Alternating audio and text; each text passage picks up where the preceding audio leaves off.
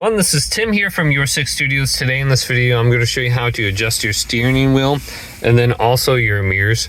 So this is easy to do. So if you look at your steering wheel right under here, there's a little latch that we can just press down and this will raise it or lower it.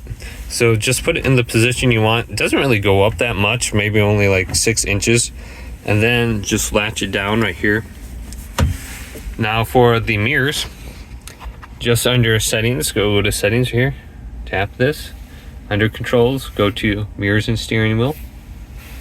Once you're in this mode here, you can see the option for the steering mirror, but just tap your mirror, whatever mirror you want to adjust. Then use the left scroll wheel and you can press this to the left, to the right, and you can see this is adjusting. And then we can try going up and down to adjust up and down.